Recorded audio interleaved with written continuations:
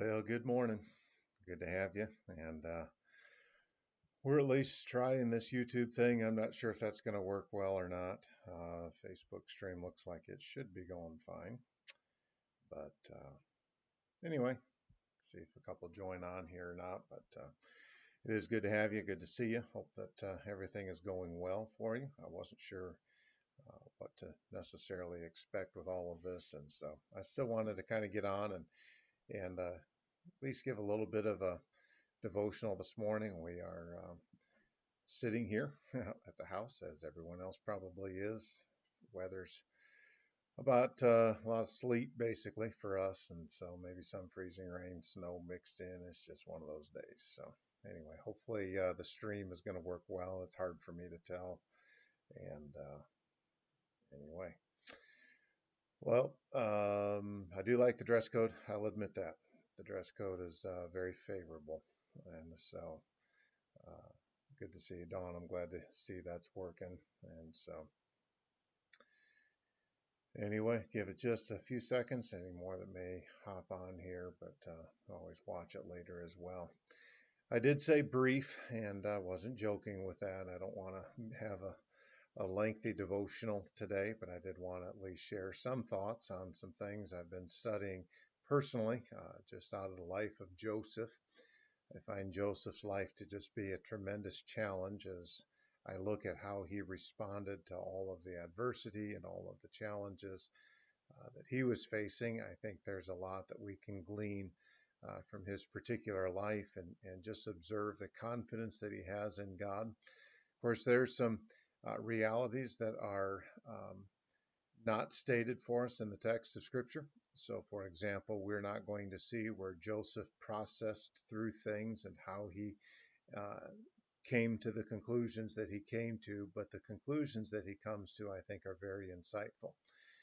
And so he's going to ask a question later on in Genesis chapter number 50 when he asks the question, am I not in the place of God? Well, what is it that gets him up to that point? If you're familiar with the story of Joseph, there's kind of a lengthy history going behind it that I don't have time to get into entirely. Joseph and Benjamin, his younger brother, were the sons of Jacob and Rachel. When Jacob agreed to marry Rachel, there was some deceitfulness that took place, and he ended up being given Leah. Uh, then there are some challenges with the concubines and the handmaidens. Anyway, Joseph fathers quite a few brothers, but it's only two through Rachel. And it's some of them that are through some of the others that when Joseph approaches them in Genesis chapter 37, uh, they despise him and he is favored. There's a lot of problems going into this, and I don't really get into all of that, but there's a lot of challenges that are there. Anyway, the brothers decide, hey, we're going to get rid of this guy, and we're going to send him on to slavery and let him experience that, and he'll just be gone. They end up taking a coat of many colors that his father had made for him. They tear it up and dip it in blood from an animal and bring it back and say, hey, look, we found this coat. Looks like, and Jacob, of course, is the one that says, oh, no, he's dead, he's dead. And they didn't go and correct that, by the way. And so nonetheless, for years, that's the thought that goes on. And so Joseph ends up, they put him in a pit, they take him out of that pit and end up then selling him into slavery, and off he goes to Egypt. And I can't imagine what all was going through his mind as a late teenager, going through this and all of the uncertainty. He ends up being purchased by a guy named Potiphar. He ends up being put as the ruler of his house, even to the point where the Bible tells us that Potiphar didn't even know the extent of things that he had. And Potiphar observed something in Joseph's life, that wherever Joseph was, God was blessing. And what a tremendous testimony that is for him, and to be able to do that. And so he just continues to do, and Potiphar continues to go well. Well, then Potiphar's wife tries to seduce him. He does not yield to that, but faces the false accusation, finds himself in prison again. And then we find where the prison keeper once again also recognizes that God's hand is on him, and he puts him in a position of authority. He's given a unique opportunity to be able to interpret some dreams of a baker and a cupbearer. And so he interprets these dreams and says, "Hey guys, when you're out here, remember that I'm still in here." Of course, they forgot. 2 years later, Pharaoh has a dream that Joseph is then brought out to go and interpret. And the dream essentially says we're going to have 7 good years of good harvests in Egypt, followed by 7 years of bad. And so those 7 years of famine are going to devour the 7 good years. And Pharaoh needed to put someone in charge of this. So Pharaoh says, "All right, fine, Joseph, you're the guy." And he puts Joseph in charge of all of these crops. Okay, so that's a lot of chapters. There's a lot of background that goes into this. Okay, so now the 7 good years have already taken place by this point in time. And now we're into the 7 bad years. We're earlier on in those years. And Jacob sends his sons down now to Egypt to buy grain. And when they get there, lo and behold, they show up and there is Joseph. Now, they do not recognize Joseph, but Joseph recognizes them. It's very interesting that as soon as they arrive, they fall down and do obeisance to him, which was something that was predicted all the way back in one of the dreams. And of course, the brother's like, "Yep, okay, not going to happen. I can tell you, as the youngest of three, or youngest of four, my three older brothers, if I were to go to them and say, 'Hey guys, there's coming a day when you're going to bow down at my feet,' yeah, probably not going to happen." All right. And so that's their mindset, and that's the same approach that they have towards this. And so, but that's exactly what happens. And they have no idea what it is that is going on. Joseph recognizes them. However, they do not recognize Joseph. Okay, so now that's the scene. And where I want to pick this up is actually going to be in Genesis chapter number 42. Now, with all of that background, there's another interesting statement that is made in Proverbs chapter 28. This is the statement that the Bible tells us that the wicked flee when no man pursueth, but the righteous are bold as a lion. We have used the statement on many occasions that a guilty conscience needs no accusers. And that's the essence of what we're going to see in Genesis chapter 42 and some other passages as well. But also what I want us to see is just how Joseph had reached this point and how he responded to it versus how the brothers responded. When these guys show up in Genesis chapter 42, again, Joseph recognizes his brothers, however, they do not recognize him. Joseph begins to speak very roughly to them. He accuses them of being spies. And in doing so, they get quite defensive. They start justifying everything. No, we're not. We are one man's sons. And Joseph's like, "No, you came here to see how bad Egypt has it. No, we're not that 12. We've got 12 brothers. One is not." Verse number 13.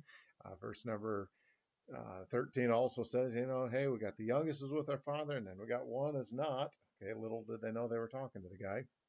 And so he says, "Okay, fine. Here's how we're going to test him. I'm going to keep one of you guys here in prison until your youngest brother comes." Okay, now what I want us to drop down to in Genesis 42 is I want you to see how they respond to all of this. Verse 21. They said one to another, "We are verily guilty concerning our brother, in that we saw the anguish of his soul when he besought us, and we would not hear. Therefore is this distress come upon us." Reuben answered them, saying, "Spake not I not unto you, saying, Do not sin against the child, and you would not hear? Therefore, behold, also his blood is required." Now, we are probably somewhere in a 13 plus 15-year range, probably after all this initially took place. And I want you to see what their initial response is to all of this. Their response to their treatment by Joseph, whom they don't know to be Joseph, their response is, "Okay, we are getting this because God is punishing us. We observed, according to verse 21, the anguish of his soul.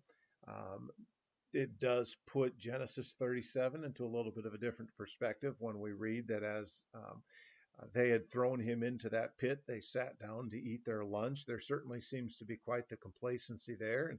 And undoubtedly, Joseph pled with them not to do this based on this text here, but yet they refused to listen to him and they still continued to go on it because their hatred for him was that great. Reuben pipes in. He's the oldest of them all. He had gone, and when he came back, they had already sold Joseph. His plan was that he was going to somehow rescue him from them, and it didn't all work out. So Reuben says, look, basically in verse 22, I told you so. And that's essentially what he's saying. And so here, these brothers are looking at all of this from the standpoint of, okay, God is out to get us. God is revenging this upon us. We are being punished for what it is that God is doing. Now, what I find interesting is Joseph's response to them is vastly different. Okay, now let's go on though and still see another response of these brothers. Let's go down to Genesis chapter number 44 and we'll see this again. This is going to be the second time when he is going to come in, when these brothers come back, and this time they are coming back still with a by the way, and I didn't mention this, in Genesis 42, Joseph understood everything that they were saying. They didn't know that, but Joseph was hearing all of this. And so now they come back with Benjamin, and they've gone, and this time they've been able to dine with Joseph. Everything's going great, and they take Joseph's cup, and his servants took his cup and placed it in the sack of Benjamin. And as they were going down, they opened up that cup. Whether Joseph's um, servants chased them down and accused them of stealing, and they're like, "No, no, we didn't steal anything. Here, look in our bags." And they open up the bags, and there is Joseph's cup in, of all sacks, Benjamin, his youngest brother's sack. And this would be the son now that is dearest to Jacob. And so they're like, oh, great. Now what? Well, I want you to see the response.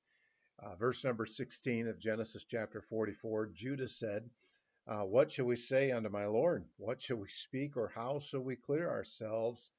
God hath found out the iniquity of thy servants. Again, I go back to that text in Proverbs 28, the wicked flee when no man pursueth, but the righteous are as bold as a lion. This concept of a guilty conscience that needs no accusers. It would seem to me that these brothers never addressed the wrong. They never sought to correct it. Instead, out of sight, out of mind, years later, all of this now is coming back to haunt us. I'm getting this because of what I did years ago. And I'm just going to say a lot of times there are individuals that go through these same struggles. Now, let me just be clear on something, that when God forgives completely. I'm not to say that at times some of the consequences of our sins, God may still allow us to endure those things. But God is not the one who's bringing things back up with a guilty type conscience. That's going to be Satan. If those things have been confessed and forsaken, then that's not going to be God who's doing that. Okay, so now you see the brothers' response, and their response is, okay, well, in some way, God is just out to get us. God is doing these things against us. Okay, now what I want us to see is how Joseph handles this. And let's look in Genesis chapter 45. In Genesis 45, we find where now Joseph ends up revealing himself to his brothers. And I can't imagine how all of this went. But nonetheless, he commands all of his servants to go out, and there's a lot of weeping. Everyone hears this and they're thinking, man, this is not good. And I want you to see verse number 3 of Genesis chapter 45. Joseph said unto his brethren, can you imagine these? I am Joseph. And I wish so badly that I could have seen the look on their faces. Obviously, we're unable to. I am Joseph. And he asked this question, doth my father yet live? And his brethren could not answer them or answer him, for they were troubled at his presence.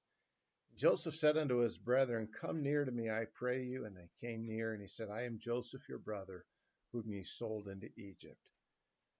Now there's no doubt that he knows who they are, and they clearly now know who he is. But I want you to see how Joseph, in the process of time at some point, and we don't know how, I can't imagine this would have been an easy thing for him to have gone through.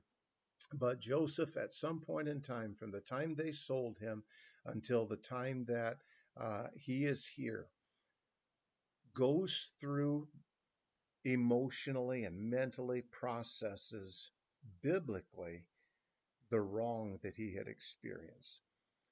Joseph, at this point in time, is second in command only to Pharaoh. Whatever he says at this point in time goes. If he wanted them dead, no problem. They're dead. They're taken out and they're killed.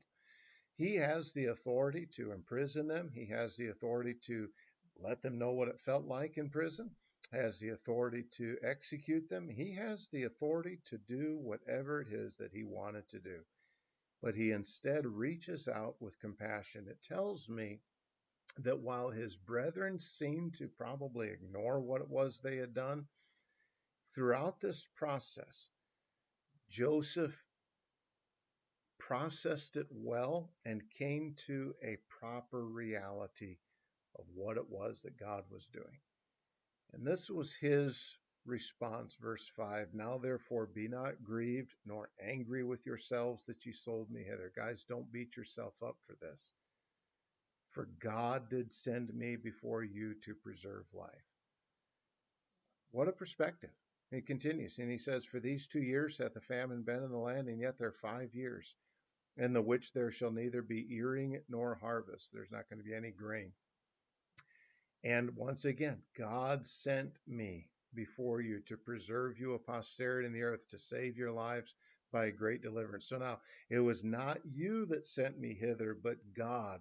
And he hath made me a father to Pharaoh, and Lord of all his house, and a ruler throughout all the land of Egypt. Haste ye and go up to my father, and say unto him, Thus saith thy son Joseph, God hath made me Lord of all Egypt. Come down unto me, and tarry not. Thou shalt dwell in the land of Goshen, and thou shalt be near unto me, thou and thy children, and thy children's children, and thy flocks, and thy herds, and all that thou hast. Verse 11, and there will I nourish thee. Why, there is so much that is here in these 6 verses or 7 verses, whatever it is, that are just so insightful. Look at how many times in verses 5 through 10 he acknowledges that it was God who was behind all this. Now, that is not saying that God um, was responsible for evil, but God allowed this. God had a plan that was far greater than anything these individuals recognized. Verse 5, God sent me. Verse 7, God sent me. Verse 8, it wasn't you that sent me, but God. Verse 9, God made me Lord of all Egypt. His perspective is that God has a plan that far exceeds anything they could ever have comprehended. And he then, with that perspective, says, I want you guys to move down here, and I will not only let you live, I will actually nourish you. I don't know. I marvel at this and I think, how would I have handled that? Okay, I might let my brothers move down at this point in time, but I don't know. This whole nurturing concept, I don't know about that. That's pretty extreme. I mean, I gave them a place to live. I gave them whatever. Okay, they can come and ask. I mean, think of the responses that we oftentimes have towards someone. But this is their mindset that God was behind all of this. Well, let's now fast forward to Genesis chapter number 50. Now, at this point in time, Jacob has died. The father is dead. He is no longer. And so now the brothers are like, okay, now we really need to be fearful because now that dad is dead, Joseph is going to kill us. And so this is their mindset, or if he's not going to kill us, he's at least going to take his revenge out on us. And so they send a messenger to Joseph and says, hey, dad said before you died to forgive us. Isn't that kind of an interesting thing? You read that in verse 16. Dad said you need to forgive us. Now, we're not asking you to forgive us, but we're reminding you that Dad said you needed to do this. Kind of an interesting thing. We won't go there, but that certainly brings to question, is that really? I'm sorry? I don't know. Anyway, and so now they go and they fall down before him, verse 18. They say, okay, look, we'll be your servants. Once again, they fall down before him, verse 18. Something they said back in Genesis 37 we'll never do. But here's what I want us to see in verse 19. And Joseph said unto them, fear not. And this is a phrase that I've been pondering for several days now. Am I in the place of God? Joseph, by this point in time, realized, you know what? I am right where God wanted me to be. And you know what? Verse 20, you thought evil against me, but God meant it unto good to bring it to pass as it is this day to save much people alive. And Joseph doesn't mince any words. You guys had ill intentions towards me, but God overrode those and God meant it for good. Can I challenge you this morning to see beyond the challenges maybe that you are going through and the experiences and the difficulties and the various hardships and learn to see God's hand in these things? It is very easy for us to get bitter because of mistreatment. It's very easy for us to be bitter because of accusations. Um, there are all sorts of reasons that we could justify an improper behavior that we might say, well, it's the product of how these people are treating me. Joseph's response is exemplary for us. Joseph, in this process of time, came to quite the conclusion without all of the Bible knowledge that we have. And he says, you know what? What I look back and see, I don't see your wickedness that led to all of this. When I look back, what I see is God working through you to accomplish his divine plan.